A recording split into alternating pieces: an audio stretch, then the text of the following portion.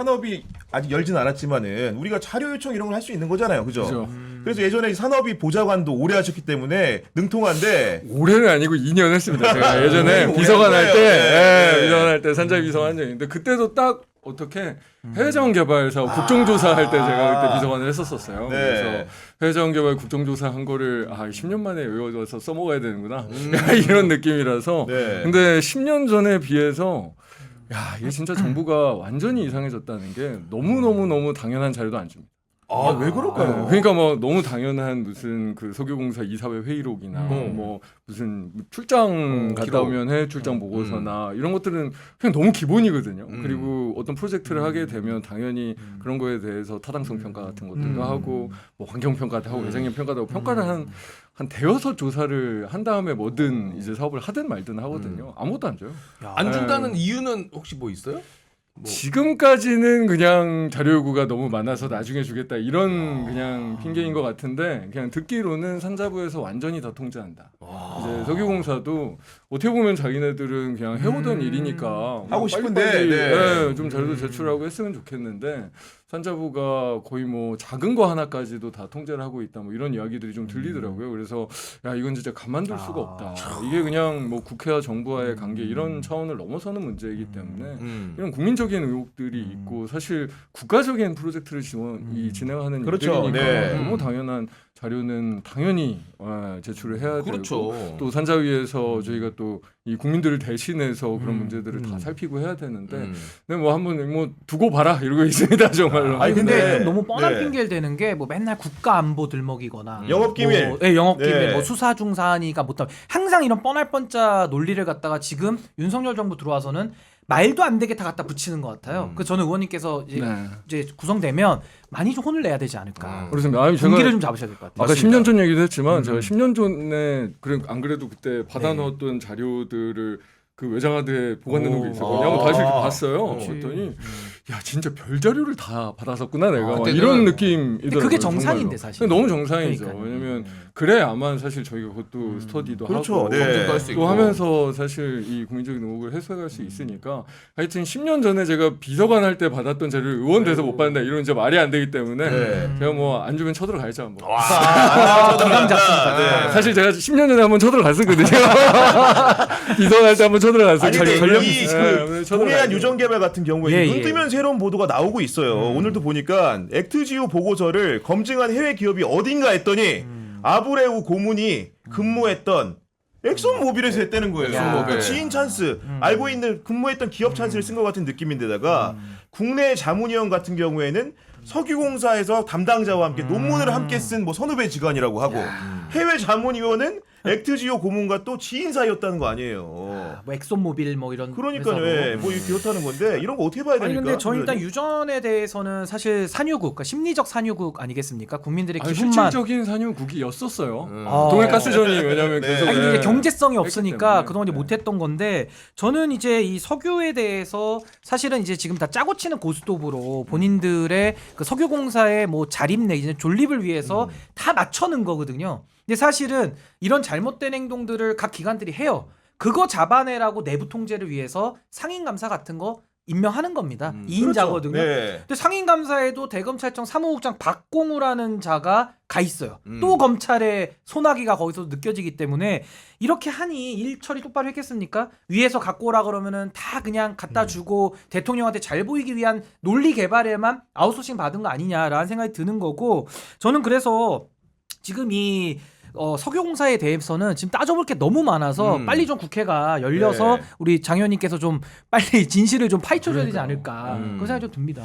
그 석유공사 현안 문제 같은 경우는 상임위를 열게 되면 어떤 절차에 따라서 어떤 걸 좀 할 수 있는 겁니까?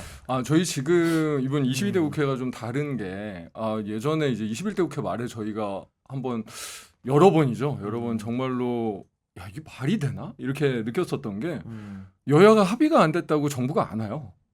상임위가 열렸는데 뭐 차관, 네. 뭐 실장, 공무원들이 안 와요? 심지어 사실 정확하게 안 온다기보다 국회 밑에 1층에 와 있다가 안 들어와. 안 들어요 회의장에. 상임위원장에 아니, 누구 맘대로. 상임위장에 누구 이걸 맘대로 안 저희가 들어옵니까? 너무 여러 번 하면서 야 이건 말이 안 돼. 그 조롱 아니야 완전히? 사실 정말로 말도 안 조롱이나 다름이 없죠. 그래서 이번에 25대 국회에 들어서 야, 이게 국회 공무원들이 출석을 하지 않는다는 것은 정말 아예 말이 안 되기 때문에 저희가 적극적으로 청문회 제도를 활용하자. 왜냐하면 그 전에는 사실 관례적으로 너무 당연히 이건 뭐 관례고 법도 다 필요 없이 국회가 열렸는데 정부가 안 온다는 건 말이 안 말이 되는 안 되는 일이라. 거죠. 네.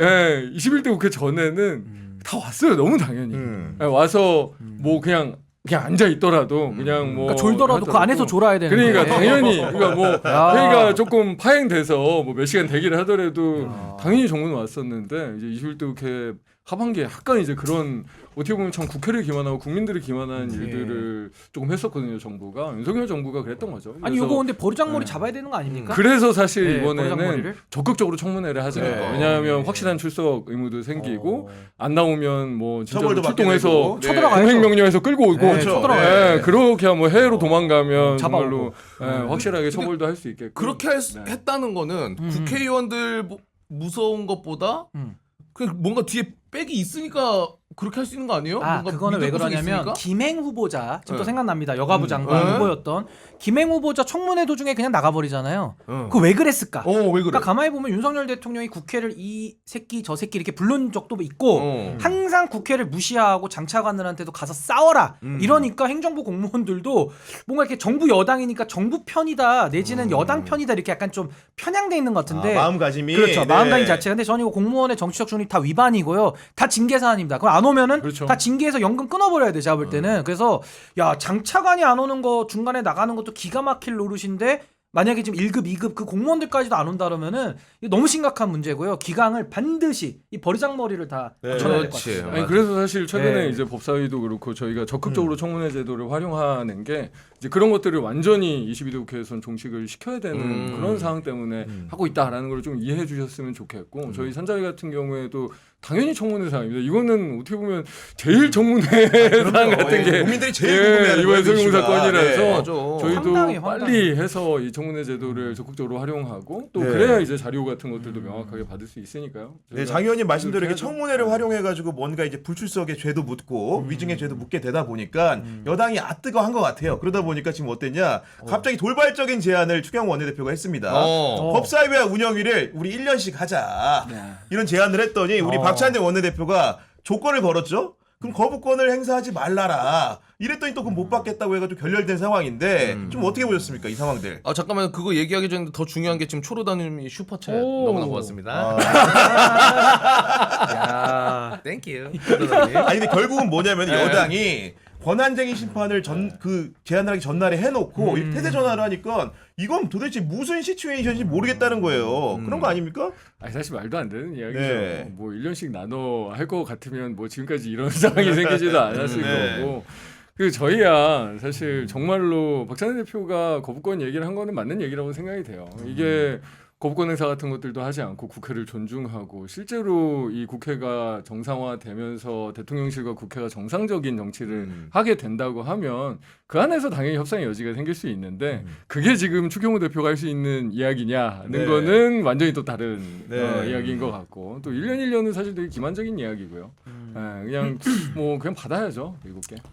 근데 저는 지금 국민의힘의 상태를 좀 진단해 보자면은 이게 이제 전략으로 치면은 화전양면 전술. 이 북한에서 많이 쓰는 전략입니다. 그러니까 앞에서는 악수하고 웃으면서 뒤에서 뒤통수를 때리는 이 화전양면 전술이라고 네. 그 예비군 시간에 많이 배웠던 내용인데 이게 사실 그 협상이 가능하려면은 대전제가 필요해요. 그게 뭐냐?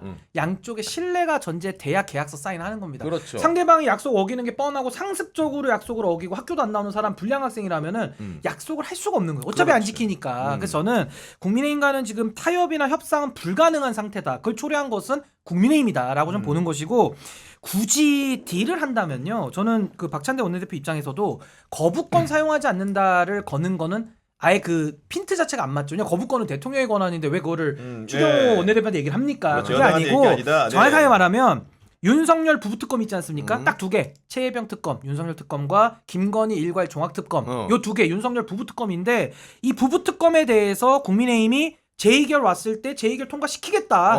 그걸 국민 앞에 약속을 하면 전 그걸 전제로는 운영위 정도는 양보할 수 있을 것 같아요. 아 시대 정신입니다. 이거 괜찮지 괜찮아. 박찬대 전화 아니에요? 정신입니다. 시대 정확하게. 정신. 요 이거 한번 하시려고 괜찮죠? 계속 보신 것 같은데. 역시 슈퍼챗 받을만 합니다. 아니, 그래서 저는요. 아니 재의결을 하겠다라고 추경호 대표가 국민들 앞에서 약속을 하면요. 딱 두 개만 재의결 요거는 우리가 하겠다라고 하면 운영위 정도는 줄 수 있다고 봐요. 근데 와, 법사위를 못 주는 좋은데. 이유가 탄핵이라든지 특검 사안이 너무 많고 그 전에 그렇지. 김도 위원장이 너무 사고를 많이 쳤어요. 뻔뻔히 넘어가는 법안 다 막으면 어떻게 할 거야? 김도 그러니까, 케이스가 네. 있습니다. 네. 이번에 또 들어왔잖아요. 네.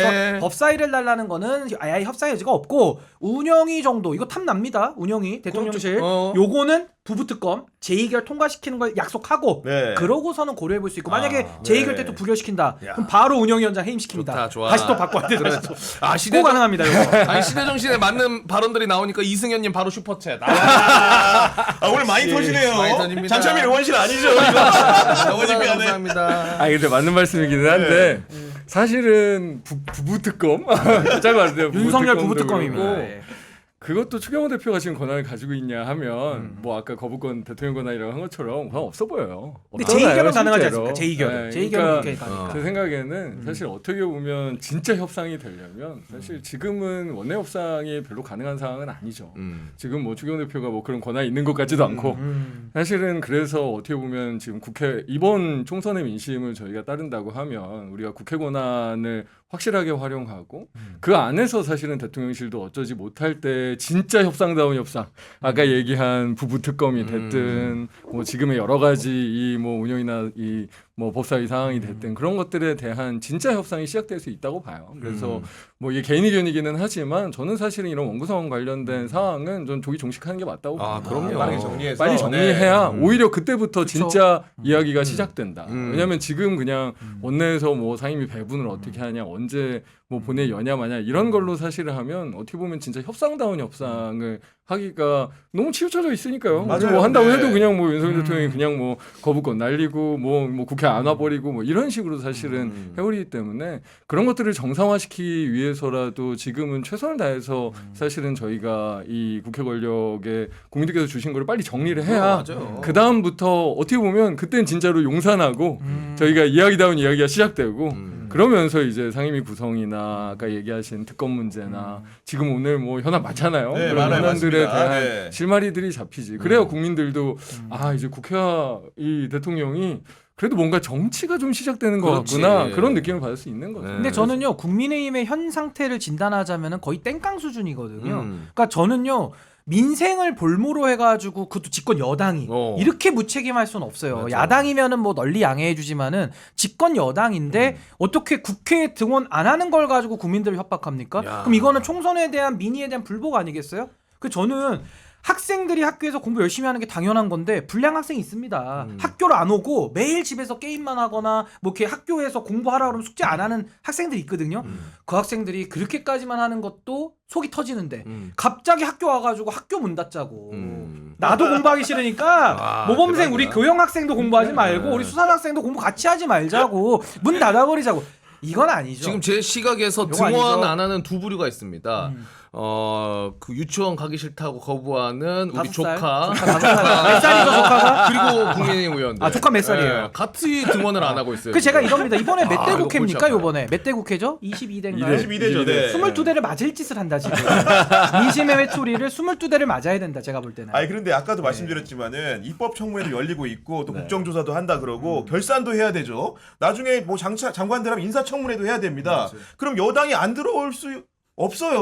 없죠. 논리적으로 그렇잖아요. 원내가 아니, 들어와야 되는 거 아닙니까 그리고 이게? 솔직히 네. 들어오고 싶어요. 아니 국회의원 뭐 국민의힘 의원들도 어렵게 다 선거 치르고 당선된 사람들인데 당연히 국회 들어오고 싶죠. 근데 네. 이게 사실 국민의힘하고 이 용산하고의 관계 문제가 그 안에 있는 거죠. 사실 이 부분 빨리 정립이 안 되면 네. 어떻게 보면 국민의힘 국회의원들이 제일 답답할 겁니다. 네. 자기네들은 사실 맞아요. 아니, 되게 어렵게 네. 국회의원도 되고 했는데 아니 야, 국회의장 이거는 좌석을 뭐- 모른다는 얘기가 있어. 네, 이거 뭐 야, 본회의장도 못 국회를 갈 들어가지, 수가 없어요. 상임위도 못 들어가지. 아이고. 도대체 이게 뭔가 이게 현타만 너무 오기 때문에 사실은 국민의힘 의원들도